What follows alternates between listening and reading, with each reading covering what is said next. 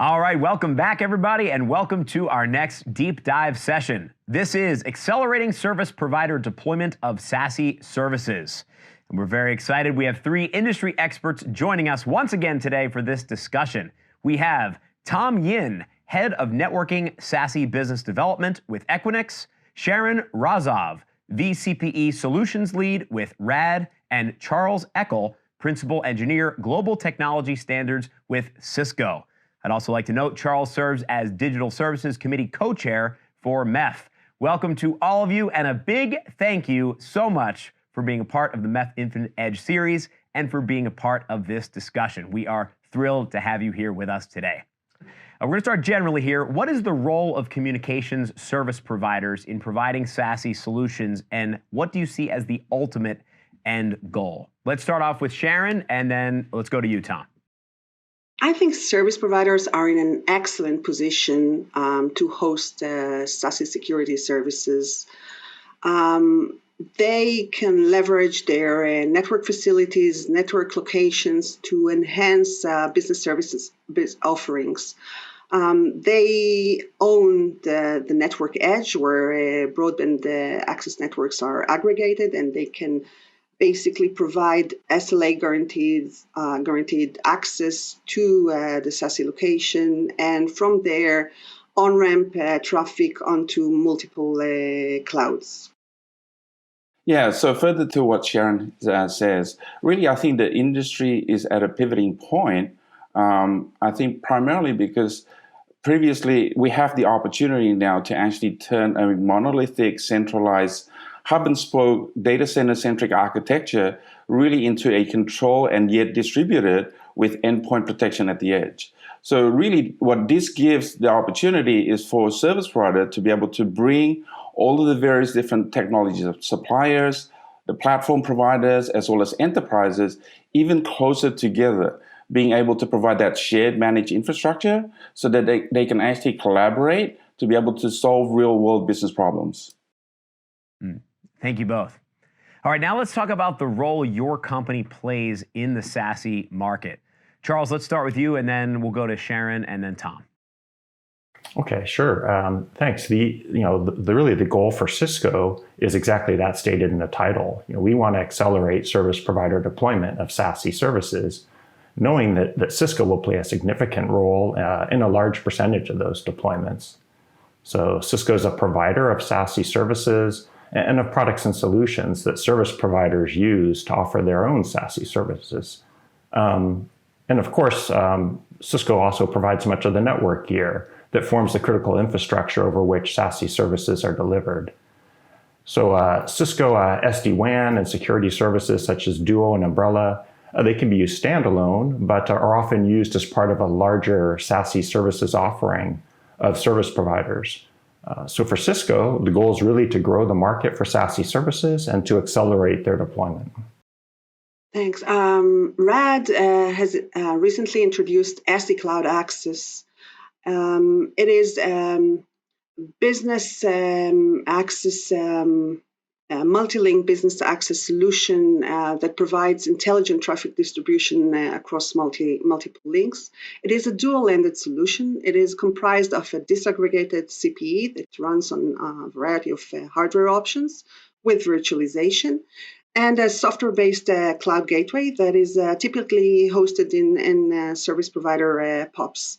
With this solution, basically we allow service providers to introduce value-added services both at their customer edge as well as at their network edge, where they would typically host SASE security services, and then we'll allow them to land all the traffic into these network POPs.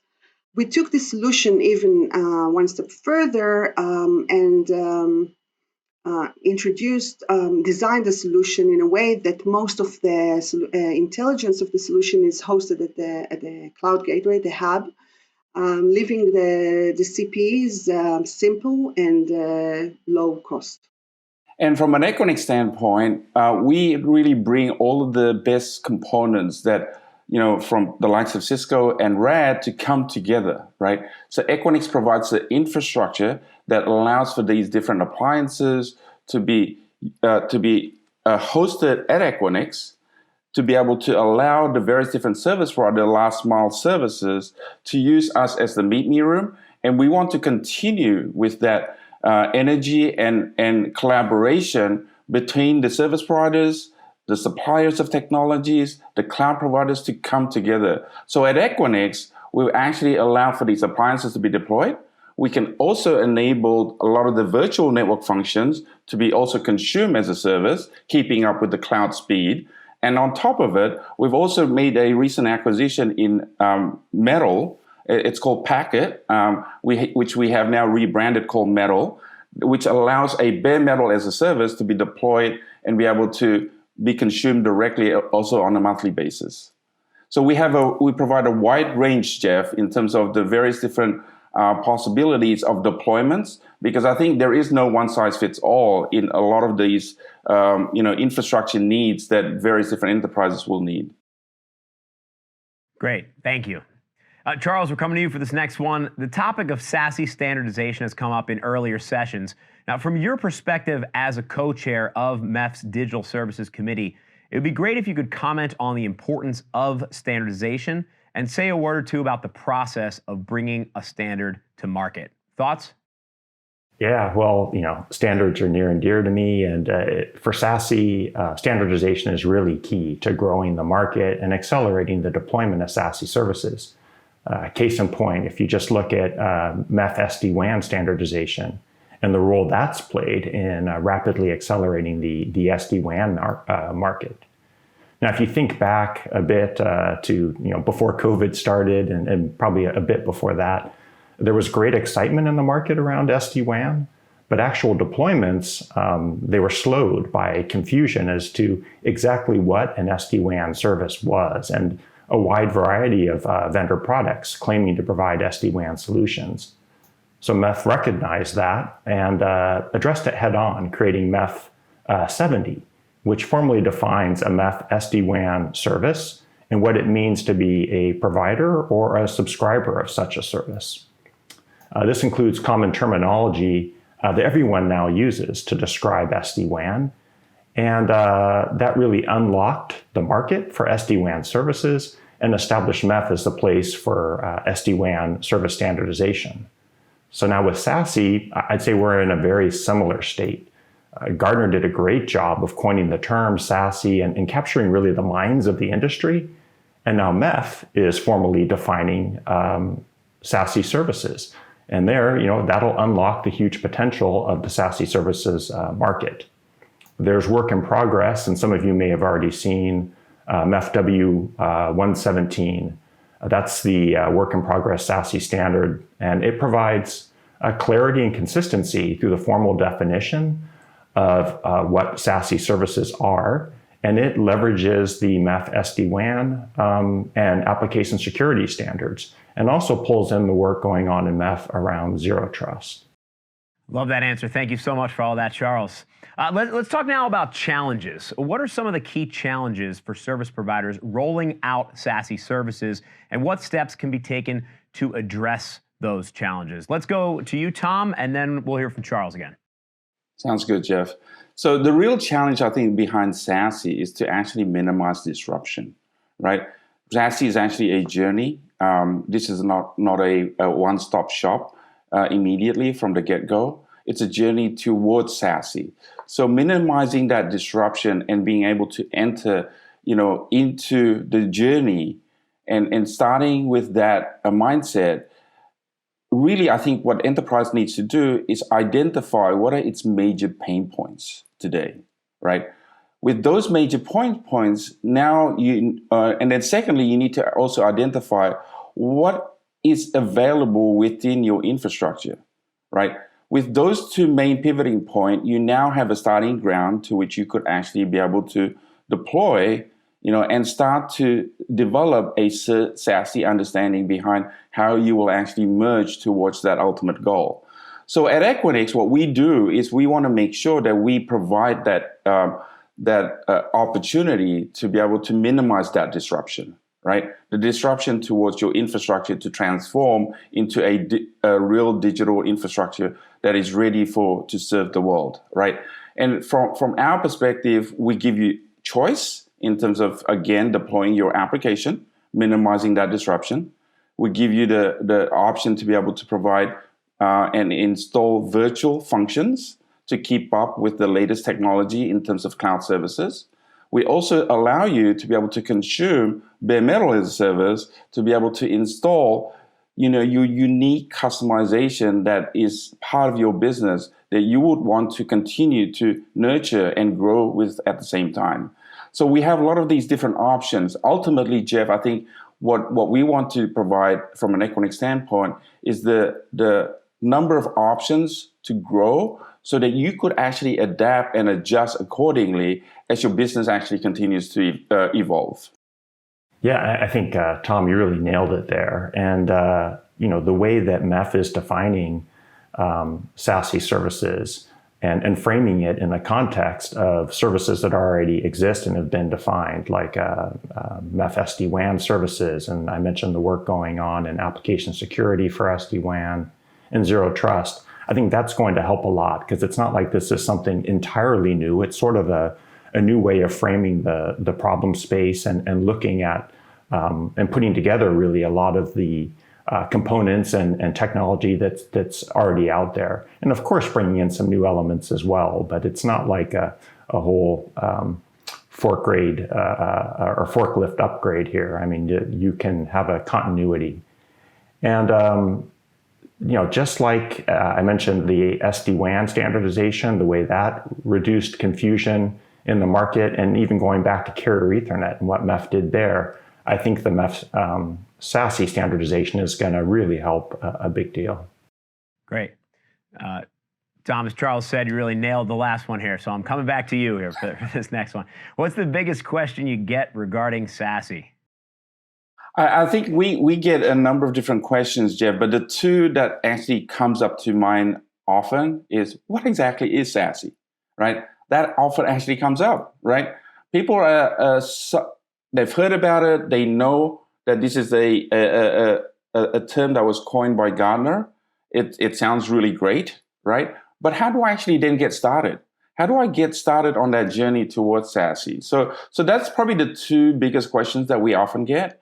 Is what is Sassy, and how do I actually get started, right? So you mentioned this before, is how do people get started? And I think we continue to be able to, advise our enterprise customers as well as service provider to sort of say, look, the journey is a long journey. This may evolve over several years. This is not a big bang, immediately you could turn on and like a light switch where you're immediately Sassy enabled. I think often people says that, yes, I have a Sassy solution, but that is a start towards your journey to getting to your eventual, infrastructure need. I'd like to hear from all three of you now for this next one. How is SD-WAN impacted by the introduction of Sassy? Sharon, we're going to start off with you, and then let's hear from Charles and Tom. So SD-WAN really started as with the motivation of decoupling, the service from the transport network, and was designed for business customers. Hence, was built as an end-to-end, over-the-top solution.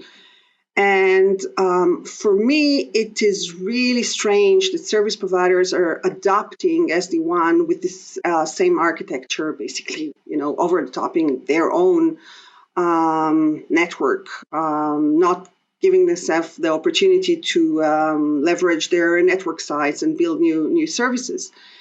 Instead, I would expect SD-WAN I would expect service providers to build intelligent, multi-link business access options that would be integrated into their network and their VPN network and provide access to public and private clouds. Also, with this, they can leverage their network sites and offer services, Sassy and others. and also, allow SD-WAN to access multiple SASE options, even not, locking themselves down into one SASE vendor, because SASE, as was said here, is just a term. It's it could host or it could stand for multiple functionalities behind it. So I would expect service providers to maybe host different SASE vendors and provide different solution for each business customer. Yeah, and I expect that Sassy will really expand the role, I'd say, of SD-WAN, bringing SD-WAN into conversations and service offerings that were primarily focused on security, and now adding networking and application awareness into the conversation. So MEF's SASE service definition, within that definition, SD-WAN is an optional component. And it can be used to meet many of the requirements of a given SASE service. But those same requirements can, of course, be met through other means as well. But my expectation, I would say, is that you'll see SD-WAN playing a key role in most SASE service offerings. Yeah, and Jeff, I think further to what Sharon and Charles has said, I think ultimately at the end of the day, we want to give control back to the enterprises. Right, we want to give that control back to the DevOps of those enterprises, so that they will be able to get access to how the network could be designed to meet the needs of the application.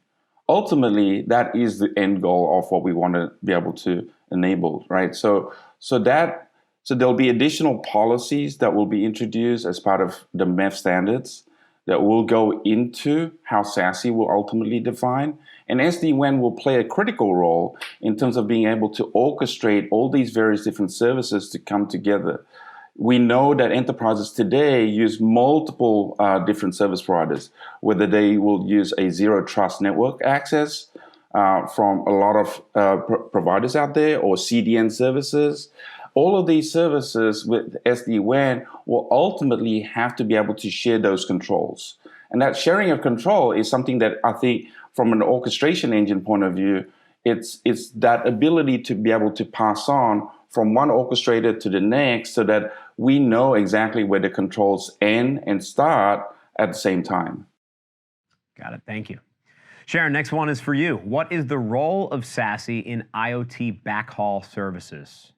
It's a very interesting question. When we talk about SASE, we talk about identity-based zero trust security for all endpoints, not only end users, but also IoT devices.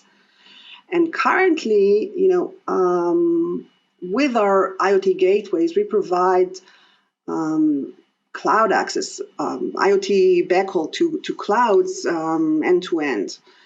And I think there's an opportunity here for service providers to provide SASE services for businesses that deploy IoT gateways and basically land IoT traffic in their network and then on-ramp it to the cloud. Think, for example, about a smart city use case where there are plenty of sensors for water and commute, and there are CCTV cameras, and you would be able to hang your IoT gateway on a lamp pole and host a LoRa gateway, so you can aggregate all those sensors to the IoT gateway, and then from there you can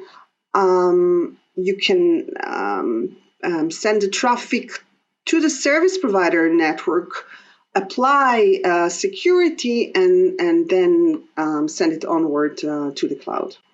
So I think this is an excellent use case to look at. Great. Thank you, Sharon. We are just about out of time. I'm going to squeeze in one final question here. Charles, this one is for you. Bring us home. What is the current state of SASE standardization in MEF and the best way to get engaged? Thanks for asking this one. So really, MEF established itself in the SASE space with a great white paper on the SASE services framework, and that came out in the summer of 2020. And very shortly after that, that's when the project to formally define MEF Sassy services started. And the working draft for that, I think I mentioned it before, was MEF W117. The W indicates it's a work in progress. And it's due to go out for its first call for comments probably later this month. And there's weekly project calls. Those are on Wednesday at 8 a.m. Pacific. And any MEF member is welcome to join and contribute. And so we'd love to have you there. The current draft, it really does a great job of laying out the foundation of what will ultimately be a comprehensive standard that leverages the other great work that MEF is and continues to do around SD-WAN and application security and zero trust. So now is a great time to get involved, join the weekly calls, participate in the call for comments, and even join the next quarterly meeting, which is a great way to meet everyone working in that space. Hey, Jeff, if I may add to what Charles said. Yeah, please, Tom. So I actually participate in that W117 Wednesday morning call that Charles mentioned. And what I saw is a true collaboration among the service providers, the technology vendors, platform providers to actually come together and really discuss, the true essence of, some of the terminologies, for example, bring a level of normalization behind some of the wordings, right? Often in the industry, we use, very generic terms, and those terms are often misconstrued when it's applied to, a particular context. So that initial, just normalization of understanding with one another is actually something that I saw as being somewhat enlightening. I think, it really truly brings out, a way for you to be able to communicate between different industries, between different technologies and how it's actually applied. So that was something that is truly eye-opening. We are coming out very shortly with the various different specifications associated to how do you actually define some of these policies that was actually mentioned. So stay tuned for that, and I think you'll see some real good guidance, I think, that will be coming out from MEF. I should join you guys. Absolutely. You're welcome. All right. Thank you so much, Tom. Thank you for that the insight and perspective there. That's fantastic. Love hearing all of that. Thank you to all three of you. That's going to do it. Our time has come to a close. We really appreciate you being here with us, taking the time to share your expertise with all of us. And to everyone watching, we hope you enjoyed this discussion. Lots more coming your way. Of course, this is the MEF Infinite Edge Series. Bye for now.